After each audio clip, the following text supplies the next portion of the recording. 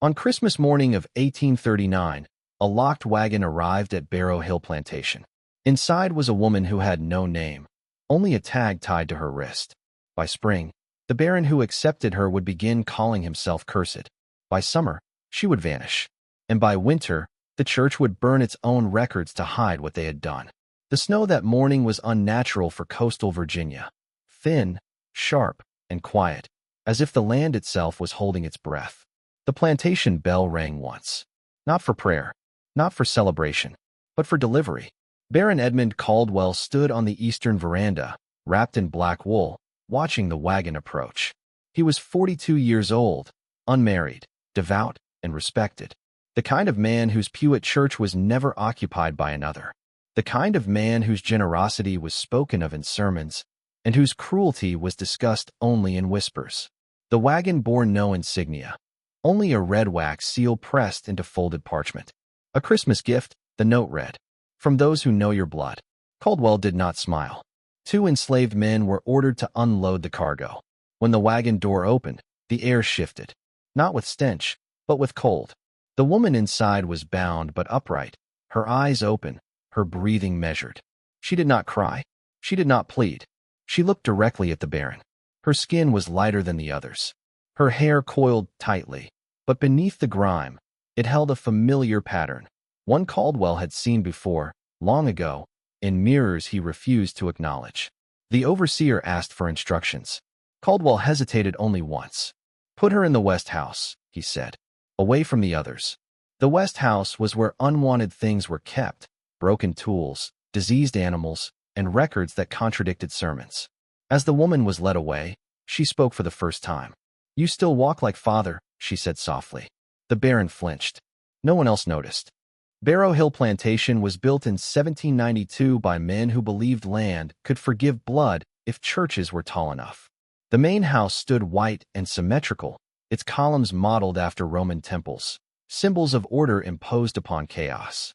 But behind it stretched a network of buildings never shown in paintings. The West House, the ledger cellar, the private chapel.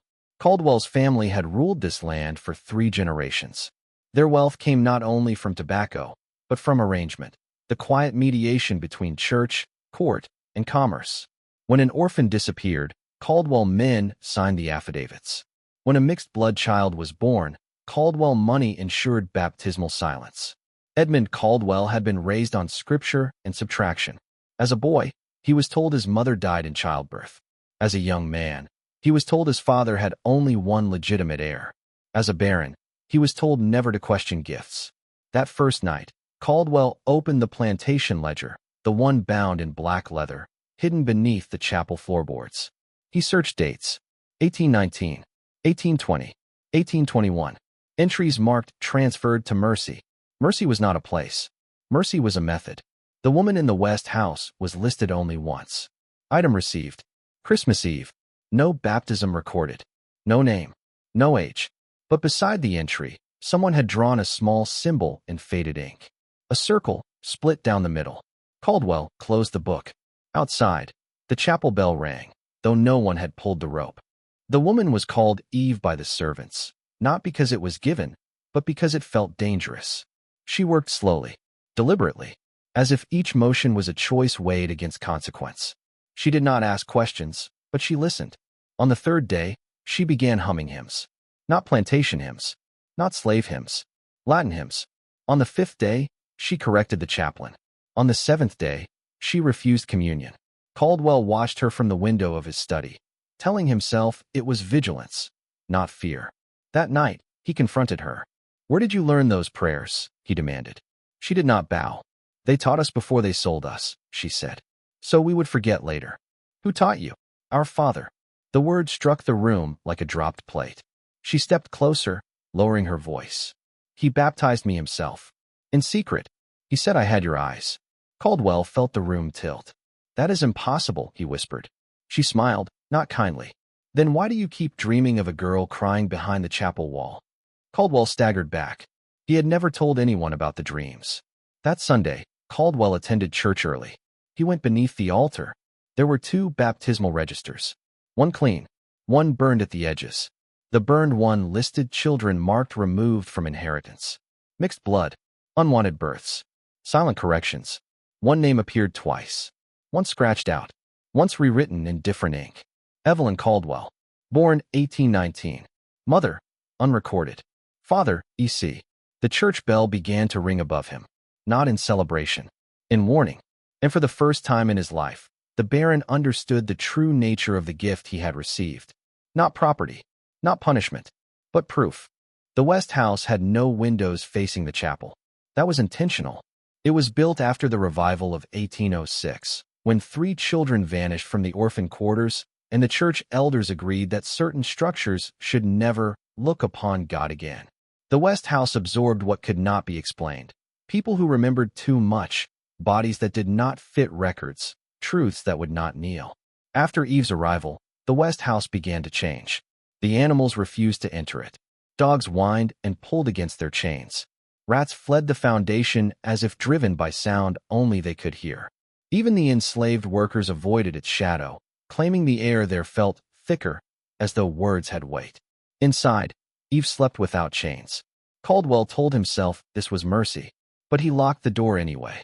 At night, the Baron heard footsteps crossing the corridor between his study and the west wing, measured, barefoot, unhurried.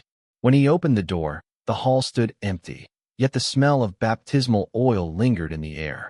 On the 4th night, he dreamed of his father again. In the dream, his father stood in the private chapel, hands stained dark, whispering a prayer that never appeared in Scripture. Blood remembers, the old man said, even when ink forgets. Caldwell awoke screaming. At dawn, he learned the chapel candles had burned through the night without being lit. And Eve was awake, waiting. Caldwell prided himself on discipline. He believed sin could be contained through structure, walls, rituals, proper silence. He believed confession was powerful only when controlled by men who decided which sins were forgivable and which were necessary. But Eve did not confess. She narrated. One evening, as snow turned to cold rain, she spoke without prompting. There were 6 of us, she said, staring at the wall. All born behind churches. All baptized twice, once in secret, once in erasure. Caldwell said nothing. They told us we were proof of God's mercy, she continued. Then they sold us to prove his order. He tried to stop her. He truly did. But she spoke the names anyway. Ministers. Judges. One Caldwell cousin. One bishop who later preached purity. You were spared, she said at last. You were kept clean. That is a lie, Caldwell whispered. She turned to him. No, she said. It is the crueler truth. That night, Caldwell attempted to burn the 2nd baptismal register. The fire would not take. The pages blackened, but the names remained, floating, visible through ash, as if written beneath the paper itself. News spread without mouths. The enslaved workers began to gather near the West House, not openly, but instinctively, as if drawn by gravity. Some claimed Eve healed a child's fever with prayer. Others said she spoke names of the dead correctly, without ever being told. One man swore she described his mother's burial place in a county she had never visited. The overseer demanded punishment. Caldwell refused. This refusal did not go unnoticed. On the 8th night, the first death occurred. The chaplain was found kneeling in the nave, hands clasped, neck twisted at an impossible angle. His face was peaceful. His mouth was filled with ash. Pinned to his chest was a scrap of parchment from the ledger, removed from inheritance. The church elders arrived before sunrise. They did not summon the sheriff. They summoned the Caldwell name. They spoke of hysteria, of dangerous influence, of contagious memory. They demanded Eve be sold south. Caldwell agreed. Then he locked the gates. For the first time in its history, Barrow Hill did not obey the church. That night, a letter arrived bearing the same red wax seal as the wagon. Caldwell recognized the handwriting immediately. His father's. The letter had been written 20 years earlier and hidden in the ledger cellar, sealed beneath a stone marked with a cross split down the middle. Inside was no apology, only instruction. If she returns, it means the covenant has failed. The children remember. The church will deny you. You must choose which bloodline survives. At the bottom was a final line, written shakily. She was never meant to live this long. Caldwell folded the letter with trembling hands. Outside, the West House door creaked open on its own. Eve stood barefoot in the rain, looking up at the chapel. "They are coming," she said calmly. "Not for me." "For whom?" Caldwell asked. She met his eyes. "For the lie." And somewhere beneath Barrow Hill, something ancient shifted, something buried not in soil, but in agreement. The town of Ashford did not vote. It never did. Decisions were made inside rooms, behind hymnals, beneath the language of protection and order. By the time the church bell rang that Monday morning, the conclusion had already been rehearsed. There would be a cleansing service. Public. Scriptural. Final. They called it an act of mercy, for the enslaved, for the faithful, for the children who were beginning to ask questions they had no words for. Pamphlets were printed using old revival woodcuts. Mothers were told to attend. Children were told to watch. Caldwell was not consulted. That alone told him the truth. The cleansing service was not for Eve. It was for memory. By noon, the square filled. The same men who once preached restraint now spoke of infection. The same women who whispered lullabies now sang hymns with sharpened mouths. Eve was not brought in chains. She walked. When she stepped onto the platform beside the church steps, the wind died. Not dramatically, quietly, as if the air itself leaned closer. She did not resist. She raised her head, and she began to speak names. Not accusations.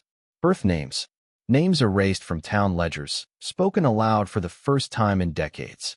A woman fainted. A deacon wept. A judge covered his ears. Caldwell stood at the edge of the crowd, realizing too late that this was not a trial. It was a reckoning. The bishop arrived late. He always did. His robes were immaculate, his hands pale, his voice steady with practiced compassion. He spoke of Satan, of disorder, of false prophets born from sin and confusion. Then he began the prayer, but he finished it for him, word for word, in Latin, in the older phrasing, pre-revision, pre-correction, pre-denial. The bishop faltered. The crowd grew silent. Eve turned to him gently. "They changed it after the children," she said, "so it would stop sounding like an apology." The bishop struck her. It was not a violent blow. It did not need to be. The sound was enough. The platform cracked, just slightly, but enough that those closest felt it shift beneath their feet.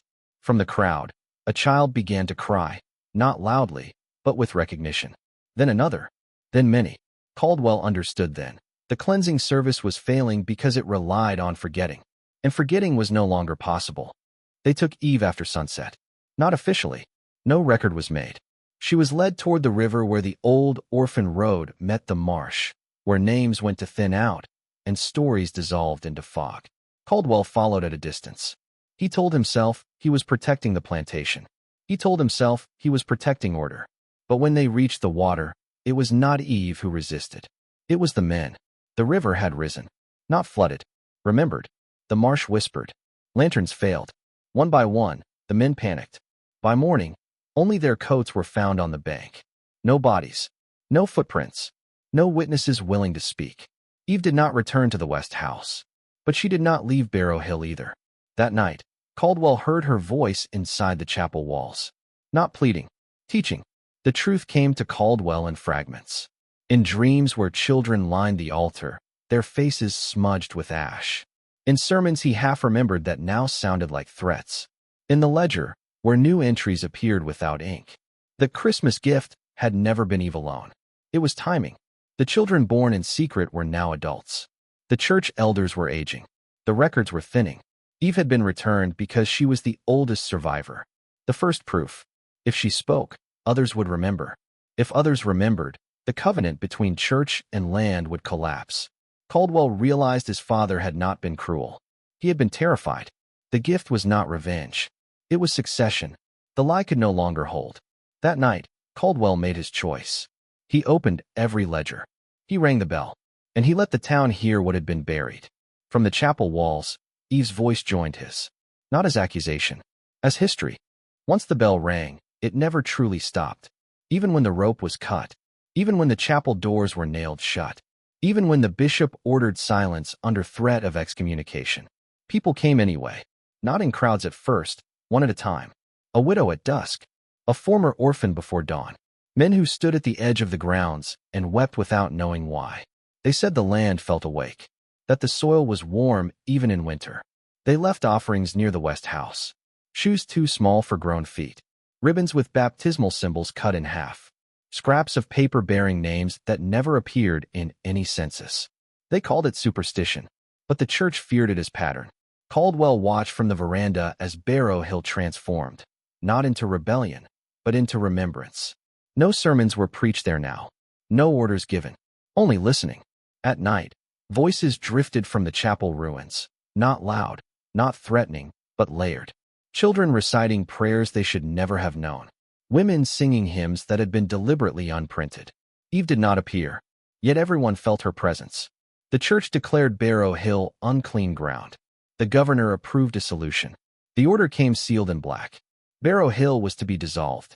The plantation lands divided. The buildings dismantled. The records seized and corrected. Officially, it was a land dispute. Unofficially, it was annihilation. Caldwell was summoned to sign. He arrived at the county office with the ledgers under his arm. Every version, every burned page, every contradiction. The clerk refused to look at them. These things spread, he said quietly.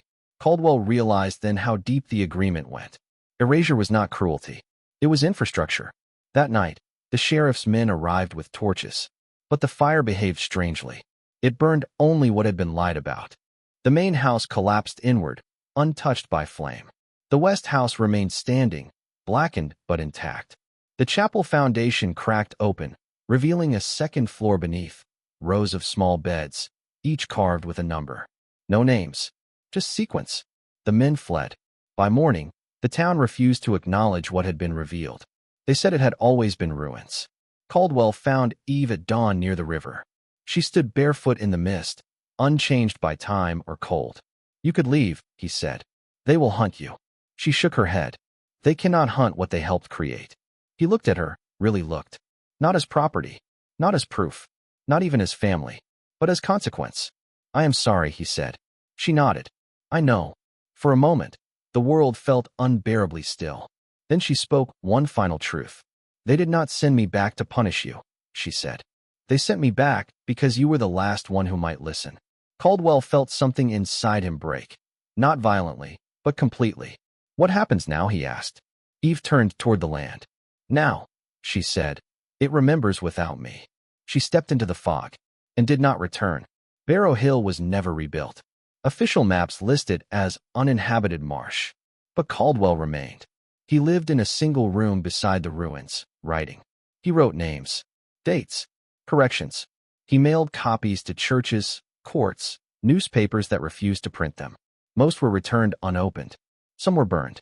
A few were archived, misfiled, mislabeled, but preserved. When Caldwell died in 1851, no pastor agreed to bury him. Former orphans did. They carved no name on his grave, only a symbol, a circle, split down the middle. History did what it always does. It moved forward without consent.